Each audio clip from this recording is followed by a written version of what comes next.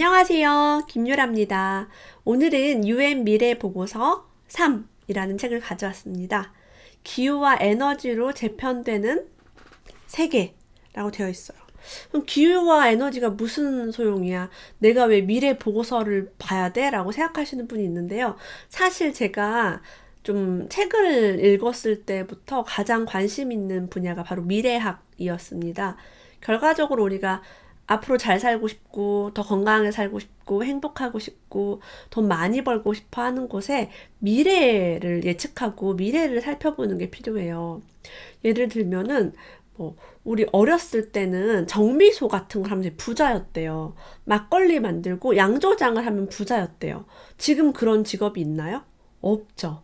이렇게 시대가 계속 변하는데, 우리가 오래된 생각을 가지고 이렇게 하면 잘 될 거야, 이렇게 하면 부자가 될 거야 라고 움직였는데 알고 보니까 그게 이제 돈을 못 버는 길이 될 수도 있어요. 저는 돈에 대한 공부를 처음에 하면서 미래만 잘 예측할 수 있으면 부자로 살 수 있겠다라는 확신을 가졌습니다. 지금 우리가 스마트폰 쓰고 있는 것도 마찬가지고요. 이렇게 유튜브라는 걸 통해서 저를 또 만나보고 있는 것도 여러분이 10년 전에는 예측하지 못했던 미래에 와 계신 거예요. 그래서 오늘 제 미래에 대한 책을 한번 가져와 봤습니다. 이 책은 2010년도에 쓰여진 책이고요. 거의 10년 됐다고 볼 수 있겠죠. 10년 전에는 미래를 어떻게 내다봤는지 이런 것들이 지금 계속 바뀌긴 하지만 우리가 추세라는 것, 큰 흐름을 한번 볼 수 있어요. 자, 그러면 10년 전에 예측한 미래는 어떤 미래였을까요? 여기서 예측하는 미래는 10년 뒤가 아니라 20년, 30년 혹은 그 이상을 얘기를 합니다. 자, 앞으로 미래에는요, 종교 지도자들이 영적인 상담을 필요로 하는 사람들과 연결되기 위해서 인터넷과 소셜 네트워크 활용을 확대한다라고 합니다. 예를 들면 신부님, 랍비, 목사님들이 이런 걸 더 한다는 거죠. 이 기술이 이제 인터넷과 소셜 네트워크가 실제 사람의 따뜻한 손을 대신할 수 없기 때문에 그런 걸 통해서 그분들을 개인적으로 방문할 것이다. 인기가 많은 종교 지도자들은 굉장히 막 줄을 서가지고 신도들이 만나러 올 수도 있어요. 기도를 받으러 올 수도 있고요. 공동체는요, 지역 자원을 튼튼하게 하기 위해 그들 자신의 시장 경제를 구성하고 그들만의 화폐를 만들어낼 것이다 라고 했습니다.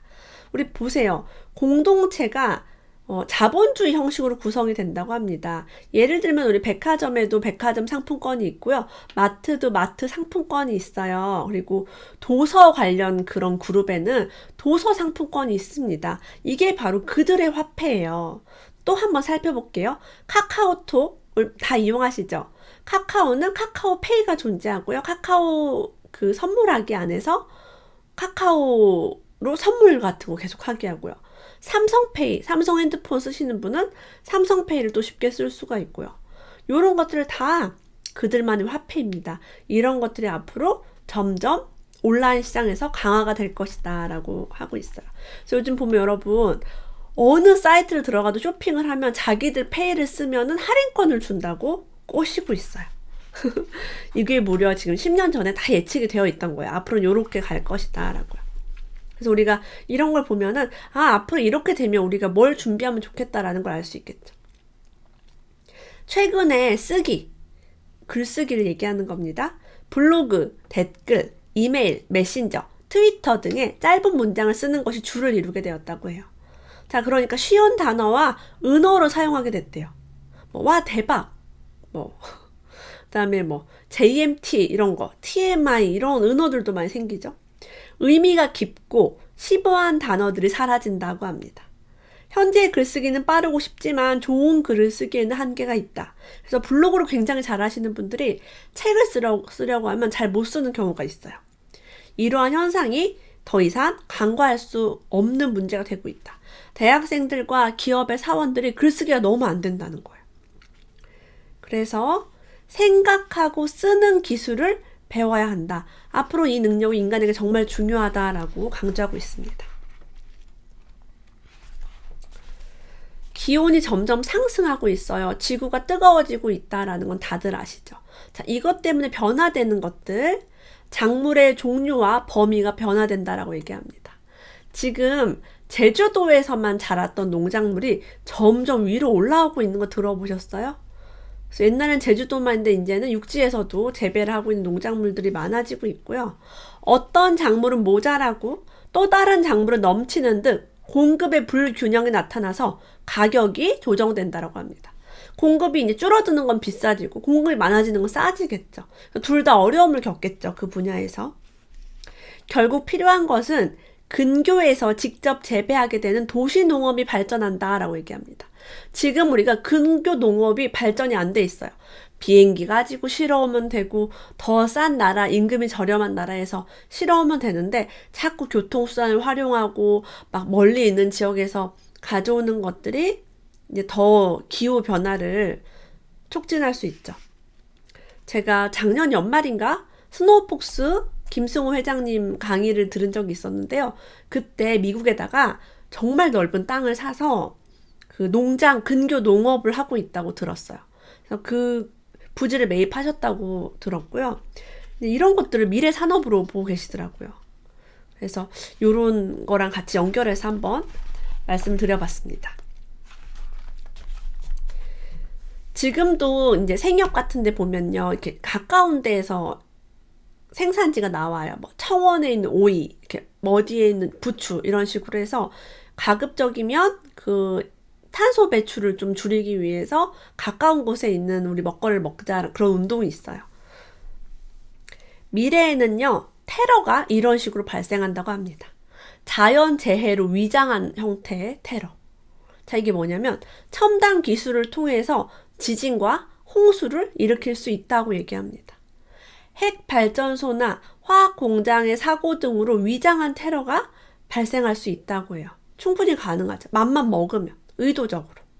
그래서 대규모의 이산화탄소를 배출하는 테러 전술도 나왔다고 한다. 테러를 하면 이제 비난을 받거나 처벌을 받을 수 있으니까 은근히 이렇게 교묘하게 더 쉽게 할 수 있는 거죠. 근데 지금도 테러와 가까운 무슨 막 불산 뭐 노출돼서 나무가 말라 죽거나 과거에 뭐 그런 일도 약품이 막 노출이 되거나 그런 것도 종종 있었죠. 에너지 절약이 그래서 앞으로 필요하다고 합니다. 기후가 점점 올라가고 우리가 오염이 점점 되기 때문에. 최근엔 우리 플라스틱 쓰지 않기 운동 이런 것도 많이 하고 있죠. 에너지 절약을 위해서 앞으로 다가올 시대에는요. 재택근무가 늘어난다고 합니다. 다들 좋으신가요? 저는 재택근무 너무 좋아하고요. 저도 그냥 집에서 많은 부분 일을 하고 있죠. 출근을 줄이고요. 교통 연료를 줄여서 에너지 소비를 절반으로 감소시키는 것이 미국의 목표라고 합니다. 출퇴근하거나 등하교할 필요가 없는 세상이 되는 것이다. 예를 들면 학교도 여러분 선생님을 직접 보는 게 아니라 집에 컴퓨터에서 지문으로 쭉 인식한 다음에 뭐 수업 시작하면 이제 제가 눈을 감고 있는지 뜨고 있는지도 볼 수 있을 거야 아마. 지금 이 학생이 정말 수업을 듣고 있는지. 그래서 온라인에서 공부를 충분히 할 수 있는 그런 시대가 온다고 합니다. 나사 직원의 28%는 2010년도에 이미 재택근무를 하고 있었다고 해요. 솔직히 여러분 요즘 그 프리랜서라든가 이런 영업직들은 상당히 재택근무 그다음에 커피숍에서 미팅하고 이렇게 하는 일들이 점점 많아지고 있습니다. 꼭 회사에 있을 필요가 없는 거죠. 많은 분들이 사무실이 별로 필요가 없다고 하시는 분들이 많아요. 세계수자원위원회 회장님은 이렇게 말씀하셨대요. 21세기 전쟁은 물 때문에 일어난다. 자, 우리나라가 물 부족 국가다라는 얘기 다들 들어보셨나요? 우리는 체감하고 있지 못하지만 물 부족 국가입니다. 우리가 체감하지 못하는 이유는 되게 간단해요. 우리나라는 수자원 공사라든가 이런 물에 관련된 기관들이 공공기관, 공기업 형태로 뛰고 있기 때문에 우리에게 과도한 물값을 이렇게 지불하게끔 하지 않습니다. 그래서 우리는 물을 좀 많이 쓰고 있어요. 그래서 그런 걸 국가에서 많이 부담을 하고 있고요. 근데 만약에 저희가 물을요, 원가로 공급을 받는다면 깨끗한 물을 여기까지 이제 가져오는데 그런 정부의 지원금이 없이 우리가 지불해야 한다면 사기업에 지불해야 한다면 아마 돈이 어마어마할 거예요. 그럼 우리가 물을 충분히 쓸 수 그때는 되게 아껴야 될 그런 때가 옵니다. 자, 여기에 이렇게 써 있어요. 물값이 10년 이내에 석유만큼 비싸질 것이란 예측도 많다.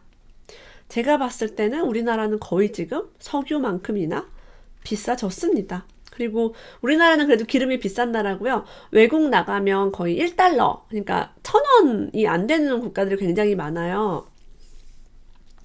그런 물값만큼 이미 비쌀 수 있죠, 충분히.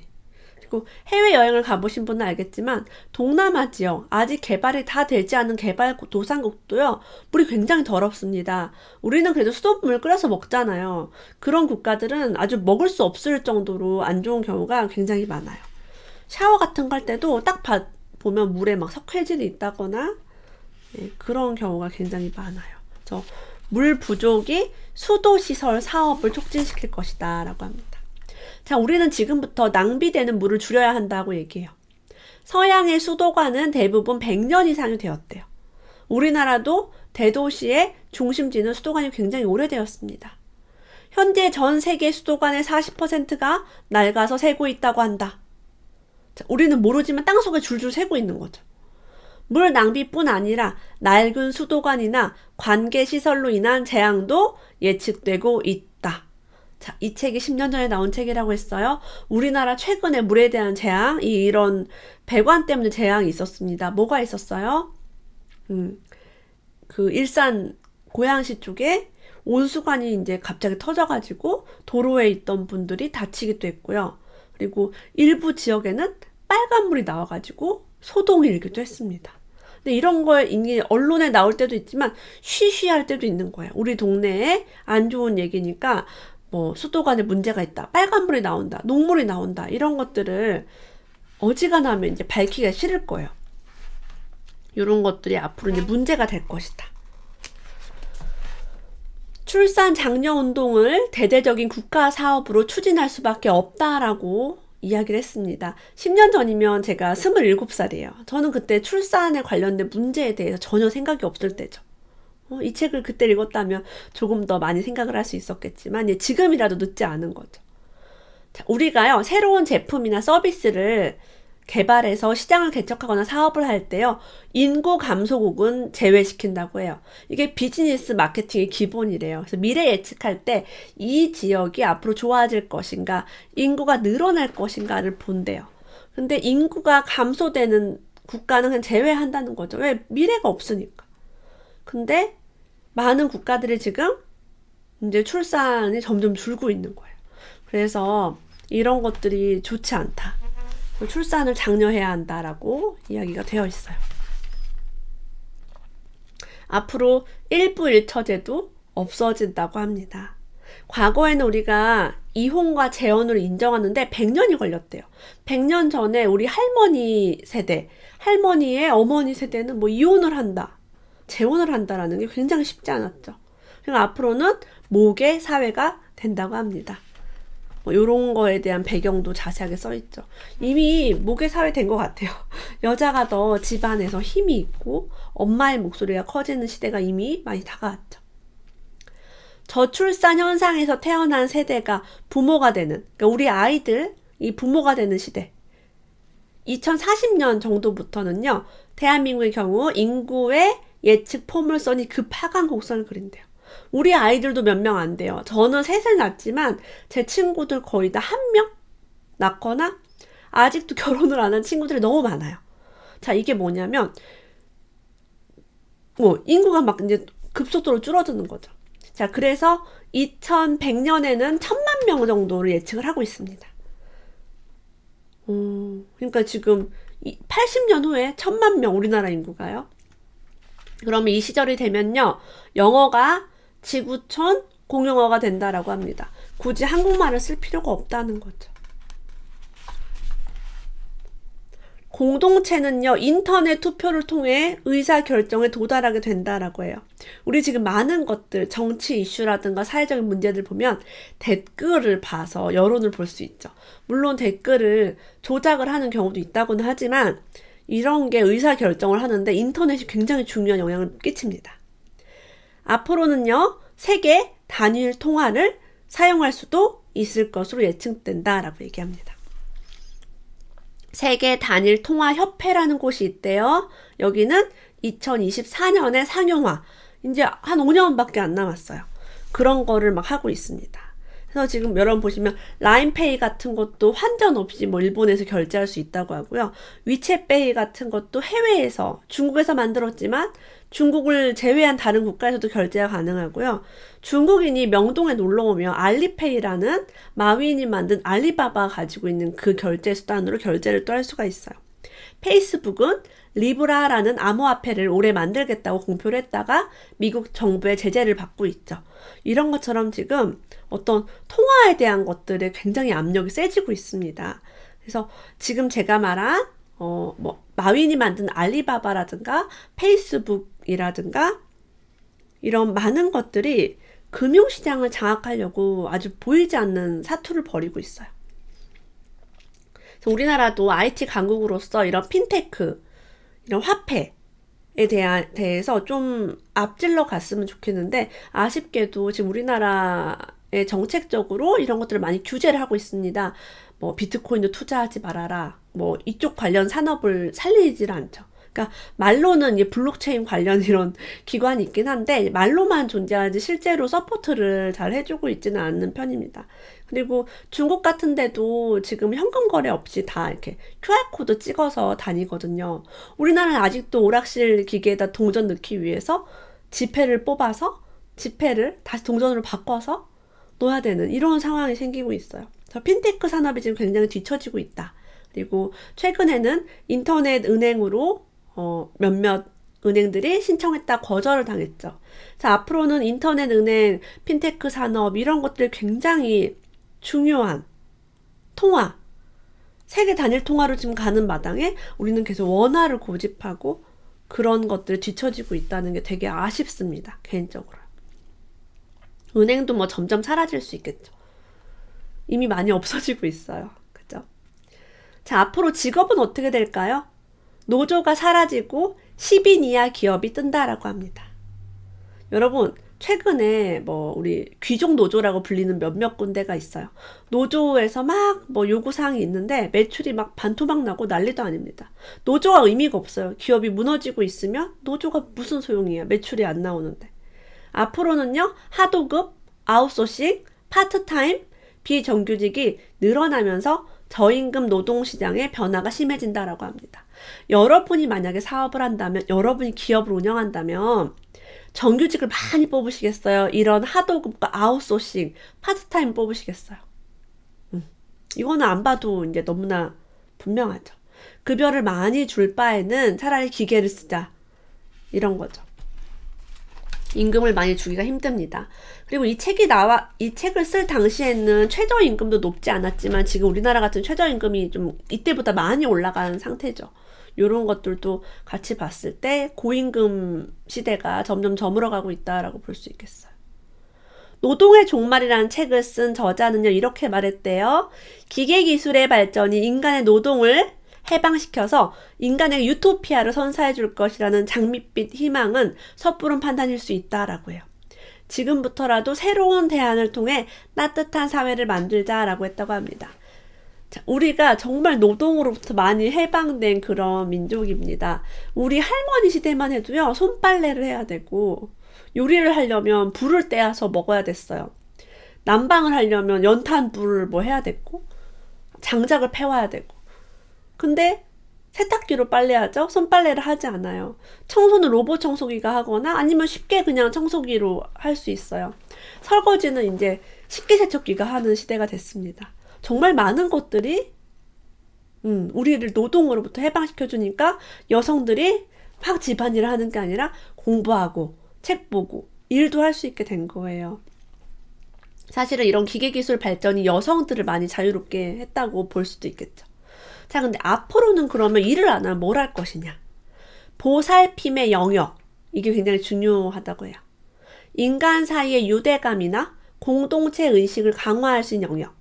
자, 우리는요, 공동체, 모여있고요, 함께 사랑을 느끼고, 같이 놀고 이런 거 좋아해요. 시골에 가면 우리 마을에 가는 모여서 할머니들 고스톱 치잖아요. 그런 게 되게 필요해요. 도시는 되게 삭막하고, 우리가 윗집 아랫집과도 교류가 없는 이런 상황에서 제일 중요한 거는 바로 노약자나 빈곤층을 위한 봉사, 환경운동 이런 것들이 더더욱 중요한 시대가 된다고 합니다. 왜? 할 일이 없으니까요. 노동을 하지 않아요. 이제 음식도 안 만든다는 얘기가 있어요. 음식을 안 만든대요. 그냥 다 배달시켜 먹고 그렇게 된다고 합니다. 국가나 대기업 차원에서 보조를 해줘야 한다고 생각을 하고요. 그렇게 될 거예요. 돈을 많이 버는 기업이 이런 빈곤층이나 노약자를 위한 이런 세금을 더 많이 거둘 수도 있고요. 부자들이 더 많은 세금을 내서 돈을 벌지 못하는 사람들을 위한 복지를 할 수밖에 없는 시대가 앞으로 점점 다가오죠. 그러면 열심히 노력하는 부자가 될 것이냐 아니면은 국가에서 받는 보조금으로 그냥 근근히 살 것이냐는 우리가 선택을 해야 되는 문제 같아요. 뭐가 좋다 나쁘다는 없는 것 같습니다. 앞으로의 인구 증가는요, 세계적으로 봤을 때요, 개발도상국들의 도심 지역에서 일어날 것이다. 개발도상국의 시골이 아니라 개발도상국의 중심지에서 일어날 것이다. 라고 볼 수 있습니다. 그럼 이런 지역에 투자를 하면 좋겠죠. 부동산이든 이런 것도 훨씬 더 유리하지 않을까 싶어요. 비즈니스에 종사하는 사람들은요, 가상 오피스에서 미팅을 갖게 될 것이다. 여러분, 10년 전에요, 무슨 비즈니스가 가상으로 미팅을 해라고 생각할 수 있어요. 근데 지금 이 시대에 여러분, 카카오톡으로 우리가 중요한 거 결정하고요, 모임 갈 때도 카카오톡으로 그 투표해가지고 몇 월 며칠에 갈까를 결정합니다. 만나서 정하지는 않아요. 그리고 많은 것들 의견을 수렴할 때도 구글 폼과 네이버 폼을 훅 날리면서 최근 1, 2년간 여러분 우리가 오픈 채팅방이랑 카카오톡 기능을 얼마나 많이 사용했어요. 자, 우리는 가상 현실에서 정말 많은 미팅을 가지고 있습니다. 정말 어지간하면 안 만나요. 진짜로. 저는 책을 요즘 쓸 때도요, 그 계약서를 우편으로 받아서 도장을 찍어서 보내요. 굳이 만날 필요가 없는 거죠. 많은 것들을 택배를 통해 받고 있고요. 위키피디아가 세계인이 이용하는 새로운 백과사전으로 등극했다. 정말 많은 정보가 있죠. 많은 유저들은 자신의 컴퓨터보다는 클라우드 컴퓨팅에 기반한 데이터 및 소프트웨어를 이용하려는 경향을 보인다. 내 컴퓨터의 데이터와 소프트웨어를 이용하면 좋은 점과 나쁜 점이 있어요. 왜? 그 데이터를 누군가에게 보여줄 때요, 내가 업로드를 하거나 이제 보내줘야 돼요. 근데 에버노트, 드롭박스, 구글 드라이브, 내 블로그 이런 것들을 채널을 활용해서 거기다 올려놓은 자료는 링크만 보내면 상대방이 다운로드 받을 수 있겠죠. 그러면 데이터를 사용하지 않고 시간을 낭비하지 않으면서 굉장히 효율적으로 뭔가를 공유할 수 있게 됩니다. 그래서 이런 것들을 이미 10년 전에 예측을 했다는 거죠. 너무 신기하지 않습니까? 10년 전에는 클라우드 컴퓨팅이 뭐야? 아니, 내 컴퓨터를 사용하는 데 편하지. 저게 뭐야? 라고 했는데, 불과 지금 몇 년 사이에 저도 막 이런 것들 다 활용해서 여러분들과 영화도 공유하고 막 자료나 어떤 공부할 것들도 많이 공유하고 있어요. 너무 신기하죠. 5년 안에 세계 인구의 절반가량은 인터넷에 올라온 모든 과학, 기술, 지식을 스마트폰을 통해 얻을 수 있을 것이다. 맞죠? 우리 스마트폰으로 모든 걸 다 얻을 수 있어요. 이런 추세로 가면 언젠가 모든 사람들이 공개되어 있는 세계적인 지식을 언제 어디서든 이용할 수 있을 것으로 예상된다. 여러분 유튜브만 봐도 정보가 너무 많습니다. 사회, 정치, 경제, 여러분이 알고 싶어하는 모든 분야가 다 있죠. 자연환경 관찰. 최근에 code.org의 창업자이신 분의 강의를 직접 들은 적이 있어요. 그분의 딸이 10살인가 그런데 수학 숙제를 막 했대요. 열심히 손으로 풀고 나서 그 따님이 한 행동이 되게 웃겼다고 합니다. 스마트폰에 이렇게 말했대요. 뭐 더하기 뭐는 뭐야? 라고 물어봤대요. 내가 푼 문제가 맞는지를 검토하기 위해서, 숙제가 맞는지 검토하기 위해서 여기다 대고 얘기했다는 거야. 뭐 더하기 뭐는 뭐야? 라고 하니까 걔가 대답을 해줬대요. 자기는 도대체 학교에서 이걸 왜 배우고 얘가 이 문제를 왜 맞을 때까지 풀어야 하며 왜 이 숙제를 해야 되는지에 대해서 웃음이 나왔다고 했어요. 우리의 교육이 부모님 세대에 머물러 있다. 미래가 이렇게 바뀌고 앞으로 이렇게 변하는데 그런 이야기를 했습니다. 자, 그러면 우리의 완전 미래 2025년 막 그 이후에는 어떤 삶이 펼쳐질지 상상하는 것조차가 불가능하다라고 얘기합니다. 이 책이 2010년도에 나왔으니까 이 책을 쓰고 나서 한 15년 이후를 또 얘기를 한 거죠. 앞으로는 윤리적 불확실성이 커진다라고 했어요. 우리 자신을 복제하거나 유전자 코드를 수정해서 새로운 생명체를 만들 수도 있고요. 유전자를 바꾸죠. 뭘 바꿔요? 나의 약점, 내 몸에 어떤 우리 뭐 집안에 암 유전자가 있다. 그런 걸 빼내는 그런 기술들을 지금 개발하고 있습니다. 그래서 우리 자신과 후손들이 새로운 종으로 바뀌어 간다는 거예요. 그럴 권리가 우리에게 있는가? 라는 그게 윤리적인 불확실성이죠. 지금 미국 같은 경우는요, 성간별을 해서 임신이 가능합니다. 아들을 낳고 싶어요, 딸을 낳고 싶어요 하면 이제 그런 성별 임신 선택이 가능해요. 대리모 이야기는 우리 너무 많이 봤죠, 언론에서. 자, 이런 것들, 이런 윤리적 쟁점을 어떻게 해결할 것인지. 앞으로는 우리가 협력을 하고 이런 걸 행동해서 도덕적 의지를 가지고 국제적 문제에 대해서 대처를 해야 한다라고 이야기하고 있습니다. 세계적 윤리가 필요할 것이다. 국가별로 별도의 윤리가 아니라 전 세계가 통합된 윤리가 필요할 것이다 라고 되어 있어요. 뭔가 재미있기도 하고 무섭기도 하고, 그리고 제가 이 책을 본 이유는 과거를 통해서 오늘을 또 바라보는 거예요. 그쵸? 오늘 UN 미래보고서 3 함께 읽어봤습니다. 오늘도 끝까지 함께 해주셔서 고맙습니다. 다음에 또 만나요.